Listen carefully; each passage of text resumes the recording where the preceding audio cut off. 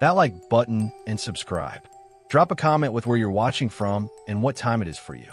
That's how YouTube keeps sending you stories like this. And now let's get into it.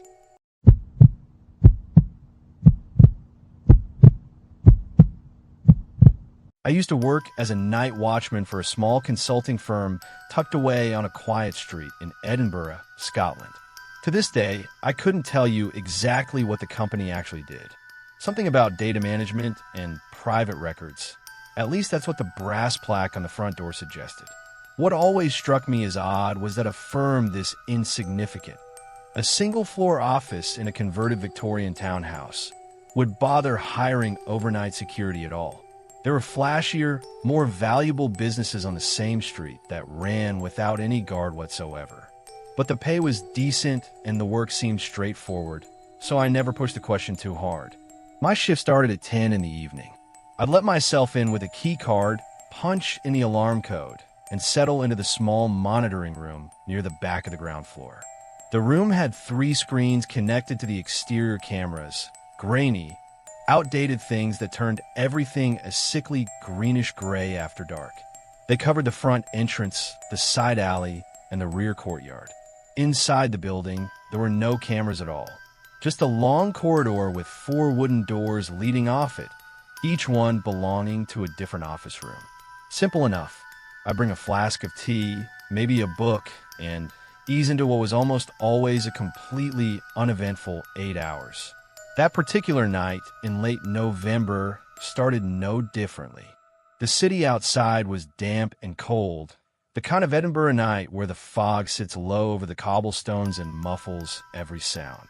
I'd been at the monitors for about 2 hours, watching absolutely nothing happen, when something made me set my flask down.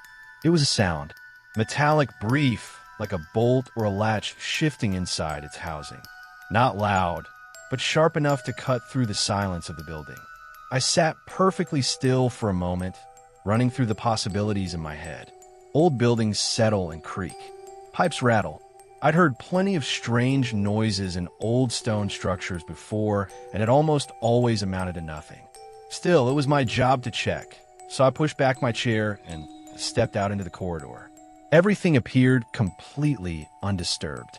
All 4 doors were shut tight, just as I'd left them when I did my opening walkthrough at the start of the shift. The corridor itself was empty, lit only by a single low-wattage bulb near the ceiling that cast long shadows toward both ends. I walked the full length of it slowly, trying each door handle. All locked. I opened each one anyway and swept my torch beam around the interiors. Rows of filing cabinets, desks buried under stacks of folders, old office chairs with wheels that hadn't moved in weeks judging by the thin film of dust on the floor. Nothing unusual. No open windows, no signs of disturbance. By the time I made it back to the monitoring room, I had almost fully convinced myself it had been the heating system or something equally mundane. The alarms hadn't triggered, and this place had a solid setup on every exterior door and window. If anyone had forced their way in, the system would have screamed immediately. I pulled up the camera footage from the last several minutes on all 3 feeds and scrubbed through them carefully. The street outside was deserted. The side alley showed nothing but a plastic bag drifting past in the wind. The rear courtyard was still and empty. I left the monitoring room door open this time, so I could hear the corridor more clearly, refilled my cup, and returned to my screens. 25 minutes crawled by. The fog outside had thickened. I was beginning to feel that familiar late-night drowsiness settling in when the sound came again. Except this time, there was no ambiguity about what it was. A door, opening slowly, with the faint groan of old hinges under careful, deliberate pressure. I was on my feet before I'd even consciously decided to move. Stepping into the corridor, I looked immediately toward the far end, and my stomach dropped. The second door on the left was sitting slightly ajar, a gap of maybe 4 inches, just wide enough to see a sliver of darkness beyond it. Every logical part of my brain insisted this was impossible. The alarms hadn't gone off. The cameras had shown nothing. I checked that very room with my own torch less than half an hour ago. And yet there the door was open. I moved toward it slowly, my hand instinctively going to the torch on my belt. I nudged the door wider with my foot and shone the beam inside. The room was used for physical document storage, floor-to-ceiling shelving units along the walls, 3 long tables down the center, stacks of archive boxes everywhere. The beam swept left, then right. Silence. I stepped inside, walking the length of the first table, then the second, checking between the shelving units. Nothing. I was nearly at the far wall when something in my peripheral vision made me freeze. A shift in the shadows, just below one of the tables to my right. Not the kind of shift caused by my torchlight moving.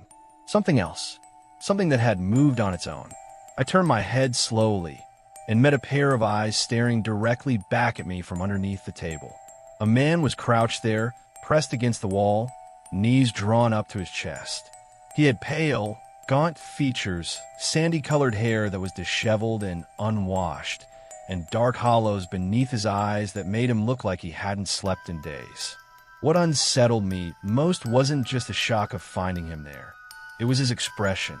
It wasn't guilt or even the blank panic of someone caught off guard. It was something more volatile, a coiled, cornered energy, like an animal that hadn't yet decided whether to bolt or attack. The moment our eyes connected, he began to uncoil himself from beneath the table. I didn't wait to see what he intended to do. I turned and ran, back through the doorway, down the corridor, and straight out through the front entrance. The door crashing open set off the exterior alarms instantly, and the system automatically dispatched an alert to the police station 2 streets away. I crossed to the opposite pavement and stood under a lamppost, watching the front of the building, my heart hammering. Less than a minute passed before the front door burst open again. The man came out a full sprint, not even glancing in my direction.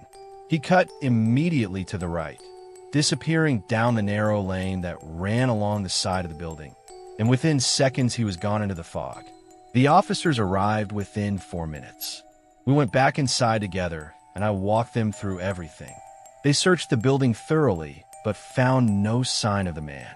More puzzling still, when we sat down with the full night's footage from all 3 cameras, we could not find a single frame showing him arriving. Not through the front, not down the side alley, not across the rear courtyard. At no point in the recording did anyone enter that building, and yet someone clearly had. The company's director, a composed and rather evasive woman named Margaret Holloway, arrived the following morning and was briefed on the incident. She was almost unsettlingly calm about it. She walked through the storage room herself, checked several of the archive boxes, and told the officers that as far as she could determine, nothing had been taken or tampered with. The matter was logged and, from the firm's end at least, apparently closed. I never fully believed that. A business that's small, operating out of a single floor in a side street townhouse, paying for overnight security on a budget that otherwise seemed quite modest.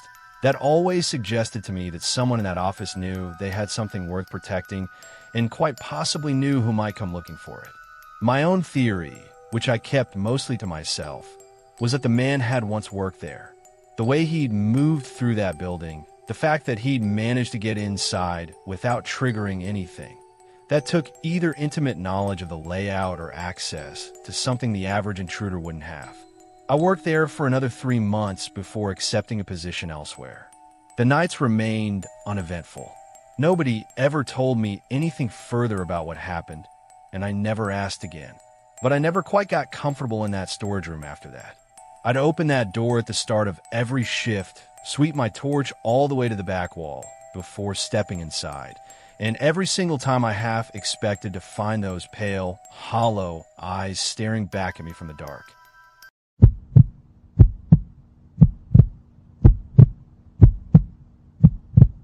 This happened during the spring break between my junior and senior year of high school, somewhere in the middle of April. I had a part-time job at a sandwich and sub shop in our small town in rural Vermont. One of those places that somehow becomes the social hub of an entire community, so naturally half the teenagers in town ended up working there at some point. The money wasn't life-changing by any objective measure, but at 17, every paycheck felt like a small fortune. So whenever my manager Darlene called asking if I could come in, I almost never said no. I figured that particular Tuesday would be quiet. It was the middle of spring break, and I assumed most families would be out of town or doing something together. Once again, I was completely wrong. By late afternoon, the place was packed. Every booth full, the phone ringing constantly, and a backlog of takeout orders stretching across the counter. My usual role was working the register and keeping the dining area running smoothly, but when things got that hectic, everyone shifted into whatever role needed filling. Around 7 in the evening, Darlene pulled me aside and said she needed me on deliveries. I did 2 short runs back to back, both close to town, both totally normal. Then I picked up a 3rd order from the counter, a single large sub-combo with 2 drinks, and checked the address on the ticket. The GPS showed it was about 18 minutes away, outside of town proper, heading east on a county road I didn't travel often. I grabbed the insulated bag and headed out. The contrast between inside the shop and the world outside was striking. The dining room had been warm and loud and chaotic, and then I stepped into this cool April evening where the roads were practically deserted. A light mist had settled over everything, softening the glow of the streetlights and giving the empty road ahead a strange, almost dreamlike quality. I drove carefully, not in any rush, actually enjoying the quiet for the first time all shift. The address led me off the county road onto a long, unpaved lane bordered on both sides by tall pine trees whose branches still dripped from an earlier rain. The house sat at the end of it, well back from the road and completely isolated, no neighbors visible in either direction. It was a 2-story farmhouse-style place, and whoever lived there had gone to considerable effort decorating for Easter. Pastel-colored lights were strung along the porch railing. Plastic eggs dotted the front lawn on little wire stakes, and a large illuminated bunny figurine stood near the mailbox, glowing a soft pink in the mist. The driveway was muddy and soft from the recent rain, and I didn't want to get stuck, so I parked just at the edge where the lane met the property and walked the rest of the way up on foot, bag in hand. Something registered as slightly off almost immediately, though I couldn't quite name it. The exterior decorations were all powered on. The string lights, the bunny, a small spinning windmill near the garden bed. But when I looked at the house itself, every single window was dark. Not a lamp, not a television glow, not even the faint blue light of a phone screen. The whole interior looked completely dead. I slowed my pace slightly, scanning the front of the house. Then I noticed the footprints. In the soft mud along the path leading to the porch, there were fresh boot prints. Fairly large, deep set, pressed in recently enough that the edges were still clean and sharp. Someone had walked this way not long before I arrived. I told myself it was obviously the person who'd placed the order. They'd probably just stepped outside and come back in, and kept walking. But when I reached the porch steps and followed the prints up onto the wooden boards, they didn't lead to the front door. They curved to the right and disappeared around the far corner of the porch, toward the side of the house. I stood there for a moment staring at where they went. Then I turned back to the door, lifted my hand, and knocked. The mist muffled everything out there. The pine trees were still, the lane behind me was silent, and the only sound were the faint creak of the spinning windmill and the soft drip of water from the gutters. I heard absolutely nothing from inside the house. No footsteps, no voices, no sound of movement whatsoever. I checked the ticket again. Cash on delivery. I knocked a second time, a bit harder. Still nothing. The boot prints in the mud had been fresh. Whoever made them couldn't have gone far. I knocked a third time, loud enough that I was genuinely surprised when the silence held completely unbroken, growing impatient and increasingly cold in the damp evening air. I gave it one more try. 4 hard knocks that rattled the wooden door in its frame. I stood back and waited. Nothing. No response of any kind. I gave up, tucked the delivery bag under my arm, and walked back down my car. I climbed in, set the bag on the passenger seat, and turned the key. The engine coughed, sputtered, and died. I tried again. Same result. A weak, struggling turnover that went nowhere. I tried a third time, pumping the gas slightly, and got nothing but a grinding sound that faded into silence. I sat there for a second with my hands on the wheel, genuinely baffled. The car had been running perfectly fine all evening. Then I glanced up through the windshield. A figure was standing at the corner of the house, right where the porch wrapped around to the side. Still, watching. They were dressed head to toe in dark clothing. Heavy jacket, dark trousers, boots. A hood was pulled up over their head despite the mild temperature, obscuring most of their face. They were standing completely motionless, looking directly at my car. I got out. I called over to them, asking if they'd placed the delivery order and explaining that I'd been knocking for several minutes. My voice came out steadier than I felt. They said nothing. They simply began walking toward me. It was the pace that triggered something in my gut. Not fast, not aggressive, just slow and deliberate and completely steady. The kind of pace that communicates certainty, like someone who isn't worried about you going anywhere. I got back in the car and locked the doors. My hands were shaking slightly as I pulled out my phone and dialed emergency services. The figure kept coming, not altering their speed at all, closing the distance between us with that same horrible calm. When the dispatcher answered, I started explaining my location, the road I turned off of, the lane, the farmhouse.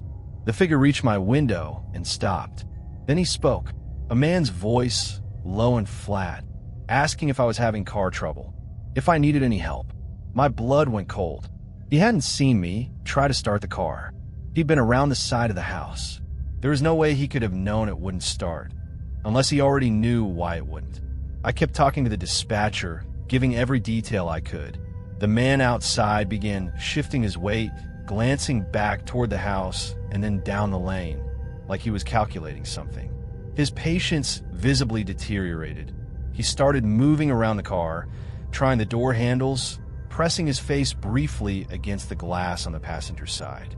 Being trapped in that small car, with only the window between us and no way to drive away, was one of the most suffocating feelings I've ever experienced. I kept trying the ignition between desperate attempts to stay on the line with the dispatcher, willing the engine to catch.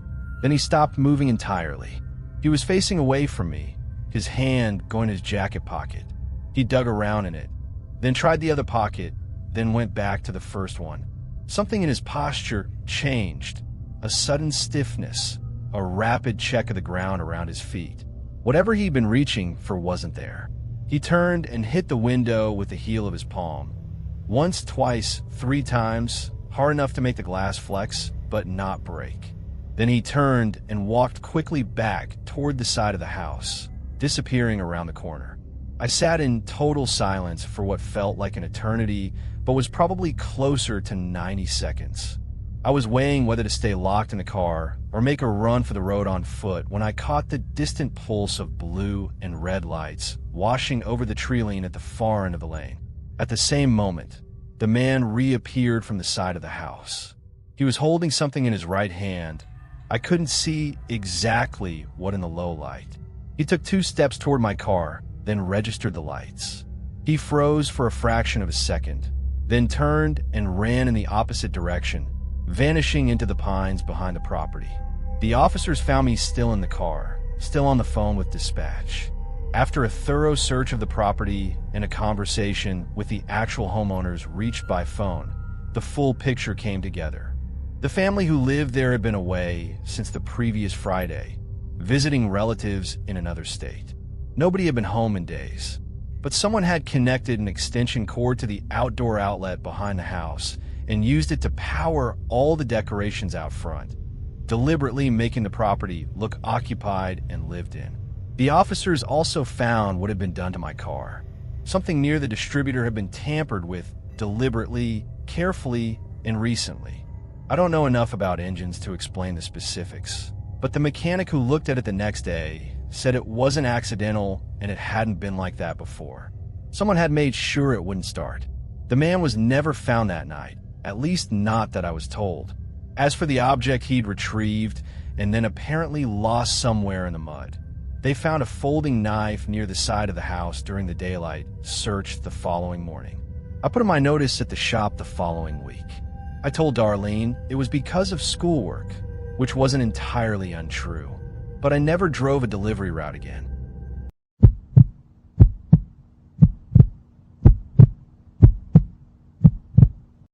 It was an ordinary Tuesday evening at the tail end of October. I was working the overnight shift at a small convenience store attached to a highway rest stop just outside Salzburg, Austria. One of those in-between places that exists purely to serve people passing through, never anyone staying. I usually worked mornings, but a colleague named Petra had called in sick, and the store manager Dieter rang me mid-afternoon asking if I could cover 10 at night through to 7 in the morning. The overtime rate was generous enough that I agreed without much hesitation. The weather forecast had been grim all week. Meteorologists on the evening news had been warning about a significant autumn storm system moving in from the northwest, the kind that strips trees bare and sends roof tiles skidding across roads. When I arrived for my shift, the sky was already a deep, bruised gray, and a cold drizzle had been falling steadily since sundown. Dieter handed over the keys, reminded me where the emergency torch was kept, and left quickly, clearly wanting to get home before conditions worsened. The store was nearly dead from the moment I sat down behind the counter. A couple of long-distance truck drivers came in separately to buy coffee and snacks, and a young woman filled up her tank and paid at the pump without coming inside. After that, nothing. The rain intensified slightly, and the road outside glistened under the forecourt lights, completely empty. About an hour into the shift, I pulled on my waterproof jacket and went outside to walk the forecourt. There were several loose items near the pump stations that needed securing: a folding sandwich board, a rack of windscreen cleaning equipment, a stack of plastic oil containers, things that would become projectiles once the real wind arrived. I started carrying them inside in armloads, making several trips back and forth through the rain. On one of those trips, while I was crouched down gathering the last few items near the far pump, I noticed a figure standing on the grass verge at the edge of the forecourt where it met the road. A man, standing completely still in the rain, not sheltering under anything, not walking anywhere. Just standing there, facing the road, getting thoroughly soaked. I paused and looked at him for a moment. He didn't look at me. I thought perhaps he'd had car trouble or was waiting for someone to collect him. It was odd, but not alarming. I gathered the last of the items and headed back inside. The storm arrived properly about 90 minutes later. The drizzle transformed almost without warning into something violent. Sheets of rain driving sideways across the forecourt. Wind that hit the building in waves and made the walls audibly flex. The fluorescent lights inside flickered twice and then steadied. The large plate glass windows at the front of the store groaned under the pressure.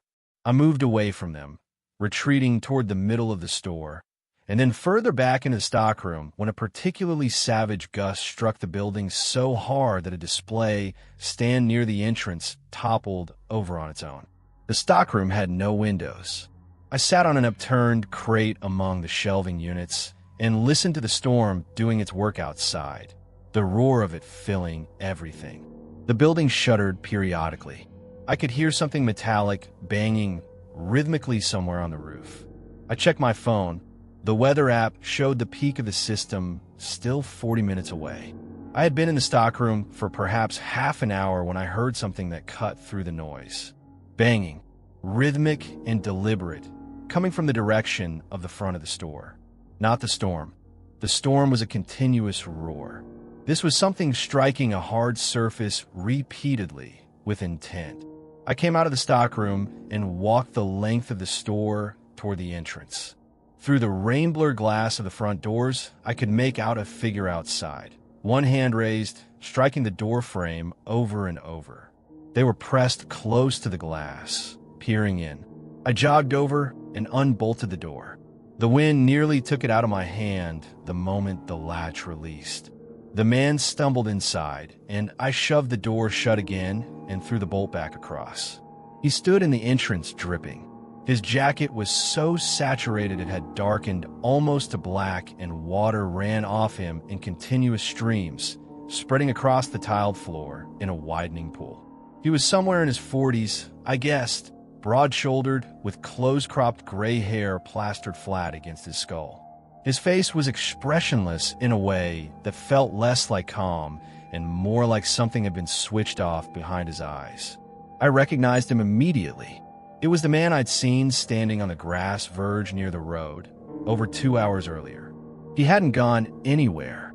He'd been out there the entire time, through the buildup of the storm, through the worst of it. He didn't acknowledge me. He didn't say thank you, didn't ask for help, didn't reach for anything. He simply began walking, back and forth across the width of the store, parallel to the counter, his wet boots squeaking against the tiles with every turn. He walked with his head slightly down and his arms hanging loose at his sides, the same blank, hollow look fixed somewhere in the middle distance. I stood behind the counter watching him, increasingly uneasy. After a minute or so of this, I asked whether he was all right, whether there was someone I should call for him. He gave no response, not even a flicker of acknowledgement, just the continued back and forth pacing, the squeaking of his boots, the water still dripping from his jacket onto the floor. Something about the rhythm of it, the mechanical quality, the utter absence of self-consciousness, made the hairs on my arms rise. I reached slowly for the telephone receiver on the counter beside the register. His head snapped up instantly. He stopped walking and looked directly at me, and for the first time I got a clear look at his hands. His knuckles were split open and swollen, the kind of damage you get from striking something hard repeatedly with force. The skin across 3 of the knuckles on his right hand had broken entirely, and dried blood had crusted in the creases, with fresher, darker staining underneath. I'd been staring too long. When I brought my eyes back up to his face, I could see something shift in his expression, a tightening around the jaw, a cold flattening of his gaze. Put it down. His voice was very quiet, very level. He was looking at the phone in my hand. I set the receiver back in its cradle. For several long seconds, he held my gaze without blinking. The building shook around us. Rain hammered the roof. Then, as if a decision had been reached through some internal calculation I wasn't privy to, he turned away and resumed his pacing. I stayed behind the counter. My mind ran through every option I had. The back door of the stockroom was alarmed. Opening it would trigger the store's alert system and possibly also enrage him. My mobile was in my jacket pocket, hanging on a hook in the stockroom. The front door was behind him. I had no realistic avenue of escape that didn't require either getting past him or triggering a loud alarm. Calling out wasn't going to help. We were at a highway rest stop in the middle of a major storm. There was nobody within shouting distance. I chose to wait. I stood behind the counter and I watched him pace, and he paced, and the storm raged outside, and neither of us spoke. The minutes moved with agonizing slowness. I counted them against the digital clock on the register. 15 minutes, then 20. He showed no signs of either calming down or escalating. He just kept moving back and forth, as though the motion itself was the only thing keeping something in check. At some point past the 20-minute mark, he stopped. He stood in the center of the store and looked at me for a long moment. His expression was unreadable. Then he walked to the front door, drew back the bolt with one bruised hand, and stepped out into the storm without a word. The door swung shut behind him, and I heard the wind take him almost immediately, his footsteps swallowed by the noise. I picked up the phone and called the police. It took them 45 minutes to send anyone out, citing road conditions and multiple simultaneous call-outs from the storm. By the time an officer arrived and walked the forecourt with a torch, the man was long gone. No car matching anything I described, no sign of him on the road, nothing. The officer took my statement, noted the smeared blood I pointed out on the doorframe where he'd been knocking, and said they'd file a report and follow up. The following afternoon, once the storm had cleared and the roads were passable, a missing persons report was filed in the district. A woman in her late 30s named Claudia Brenner had left her workplace, an administrative office on the edge of Salzburg, at approximately 11:15 the previous night.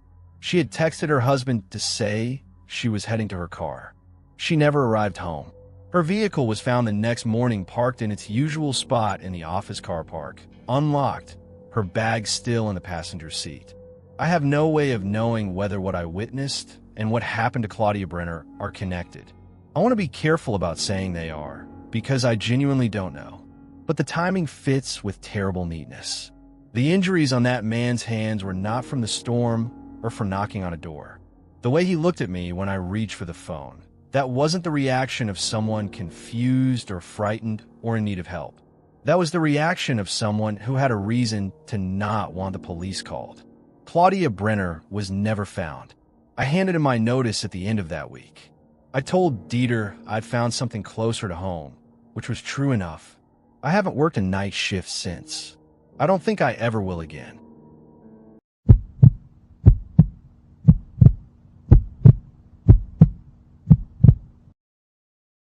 I had just turned 17 when I landed my first real job, delivery driver for a small family-run Chinese takeaway called Golden Lotus on the edge of Inverness, up in the Scottish Highlands. The place seated maybe 12 people at a squeeze and ran on a staff of 5, including the owners, an older couple named Mr. and Mrs. Leong, who had operated the restaurant out of the same narrow building for over 2 decades. I only got the position because my closest friend Danny Marsh had been working there since the previous summer and put in a word for me. The hours suited my school schedule perfectly. I covered the late evening runs, usually from 9 until close, 3 nights a week. By my 3rd week, I had settled into the rhythm of it reasonably well. I knew the town's roads. I knew which addresses were easy to find and which required a second look at the map. And I'd learned that Wednesday nights were almost always the slowest. Cold weather had moved in early that year. It was mid-November, and the temperature had been dropping sharply after sundown, the kind of bitter Highland cold that empties streets and keeps people pressed against their radiators with no interest in going anywhere. That particular Wednesday had been exactly that. Quiet dining room, light delivery load, the kitchen half idle by 10 o'clock. Then, just after 11, the phone behind the counter rang. Danny picked it up, scribbled the order on the pad, and tore off the ticket. 1 portion of noodles and a carton of soup. He slid it through to the kitchen and leaned against the counter while I pulled on my jacket. Birchwood Lane, he said, glancing at the address. I didn't recognize it. I asked him where it was, and he gave me a vague gesture northward toward the outskirts of town and said it was only about 10 minutes out. I checked on my phone, confirmed the route, collected the order when it came through, and headed out into the dark. The drive started normally enough. I took the main road north out of the town center, past the last petrol station, and followed the Saturday V as it directed me onto increasingly narrow roads. The streetlights thinned out and then disappeared entirely. The hedgerows on either side grew taller and closer until my headlights were tunneling through them, illuminating nothing but a narrow strip of tarmac ahead. The farms and scattered houses I'd passed in the first few minutes had given way to long stretches of open field and dark woodland. Then I turned onto Birchwood Lane. The transition was jarring. The road surface deteriorated immediately and dramatically. Within 20 meters of the turning, the tarmac gave way to something buckled and neglected, the kind of road surface that looks as though nothing has been done to it in 15 or 20 years. Deep cracks ran across the full width of it, weeds pushing up through the splits. The verges caved inward in places where the ground beneath had subsided. I slowed to a crawl and picked my way along it carefully, feeling each irregularity through the steering wheel, the suspension dipping and bouncing over the damage. The lane stretched further than I expected, nearly a quarter of a mile of it, flanked on both sides by dense birch woodland. Hence the name, presumably. The trees standing close together, their bare November branches tangled overhead, blocking out what little sky there was. My headlights threw long, pale shapes across the trunks as I moved. Somewhere in the woods to my left, something small moved through the undergrowth and vanished. I almost missed the house entirely. It sat back from a lane behind an overgrown hawthorn hedge, and the break in the hedge that served as a driveway entrance was barely wide enough for the car. I pulled in carefully and stopped, leaving the engine running while I took stock of what was in front of me. The house was 2 stories, built from timber that had once been painted white, but had long since faded and peeled to a dull, water-stained gray. Several of the window frames had warped in their housings, leaving gaps at the corners that no amount of weather stripping would have fixed. One of the upstairs shutters hung at an angle, attached by a single remaining hinge, and the guttering along the roofline had separated from the fascia in 2 places and drooped outward. The porch roof sagged visibly in the center, its supporting posts leaning slightly inward, as though under a weight they were no longer quite equal to bearing. And yet the garden directly in front of the house was immaculate. That was the thing that stopped me. In the wash of my headlights, I could see it clearly. A carefully maintained flower bed running along the base of the porch, filled with late-season heathers and ornamental cabbages arranged in deliberate, tended rows. A pair of glazed ceramic planters flanking the porch steps, each containing a small, clipped shrub. A narrow stone path from the driveway to the steps, free of weeds, the edges sharp and clean. Someone had been out here recently, caring meticulously for this small patch of ground, while the house above it quietly fell to pieces. The contrast was deeply unsettling in a way I couldn't immediately articulate. It felt like 2 entirely different people's priorities existing in the same space. I turned the engine off, took the order from the passenger seat, and climbed out. The cold hit me immediately, a damp, penetrating cold that came with the woodland, heavier and stiller than the cold in town. There was no wind, no sound at all, in fact, except for the faint tick of the cooling engine behind me. I stood for a moment at the bottom of the driveway and looked back the way I'd come. The lane was invisible beyond the hedge. The birch trees were a wall of darkness in every direction. The nearest property I'd passed had been at least half a mile back down the lane, and I hadn't seen a light in any window there either. The isolation of the place settled over me like something physical. I shook it off and walked up the stone path to the porch steps. The first step flexed under my weight in a way that made me shift quickly to the second, and the second creaked deeply, the whole board bowing slightly as I put my full weight on it. I made it onto the porch itself and crossed to the front door, a heavy, dark-painted thing with a tarnished brass knocker shaped like a fox's head. I raised it and knocked 3 times, the sound flat and dense in the still air. And then I heard them. Footsteps. Inside the house, somewhere back from the door. Not hurried, not startled, just unhurried. Measured movement, the old floorboards registering each step with a long, low creak. I stood with the order in both hands and listened to the sound as it moved gradually, steadily toward me. Whoever was inside was walking slowly, taking their time, making their way through the house with a deliberateness that seemed almost ceremonial. The creaking shifted from what I estimated was somewhere toward the back of the ground floor to somewhere in the middle, then closer still. I could trace their path precisely through the sound, past what might have been a kitchen, through what might have been a sitting room, into the hallway leading to the door. And then the creaking stopped. They were on the other side of the door. I could feel it somehow, the way the silence changed quality, became occupied. Someone standing still, very close, separated from me by 2 inches of old painted wood. I put on my most neutral expression and held the order slightly forward. Delivery from Golden Lotus, I said. Noodles and soup. Silence. I waited.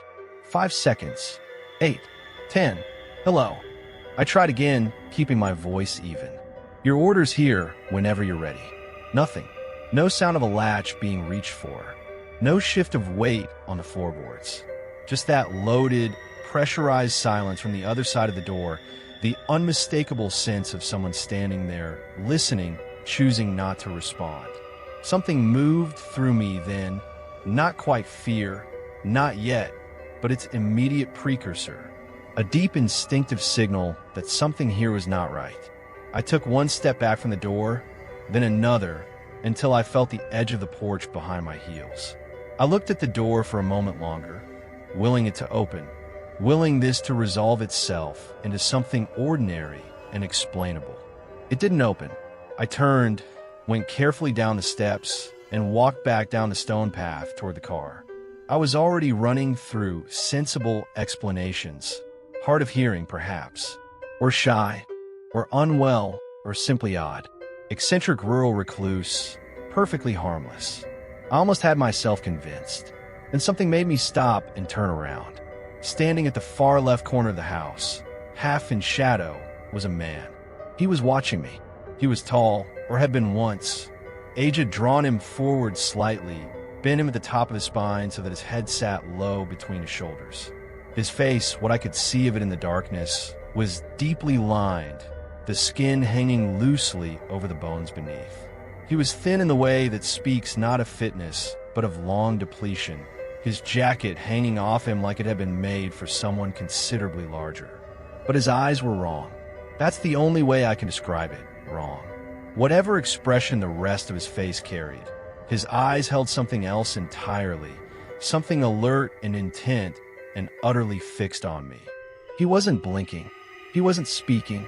He was simply standing there at the corner of his house in the dark and watching me with those eyes, his body oriented toward me in a way that suggested he had been there for some time, waiting, watching me come up the path, knock on the door, step back, watching me the whole time.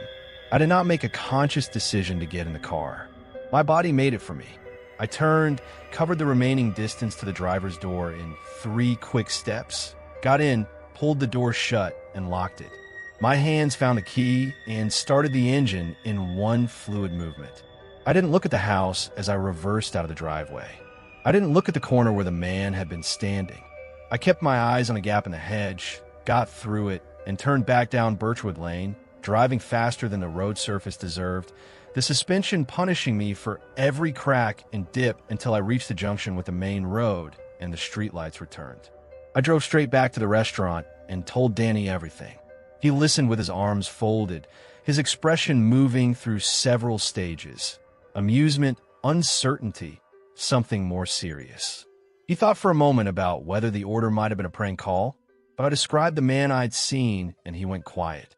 We'd both grown up in Inverness.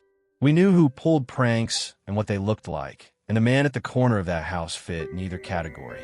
I thought about him for a long time afterward, about the fact that someone had been standing on the other side of that door, listening, and had chosen not to open it. About the garden, tended and careful and alive, in front of a house that was otherwise given over entirely to decay. About the way the man had watched me from the corner without speaking, without moving, in that absolute Highland silence. About the fact that he had clearly known I was there long before I noticed him. I finished out the rest of that shift and came back for the next 2 scheduled ones, but I told Mr. Leong I wasn't comfortable taking deliveries outside the main town roads after dark. He was understanding about it. He'd been running that restaurant for 20 years, and I don't think he was entirely surprised. I never went back down Birchwood Lane. I never found out who lived in that house, or whether the name on the order matched anyone who actually resided there, or what would have happened if I had lingered on that porch a few seconds longer. Some questions are better left exactly where they are.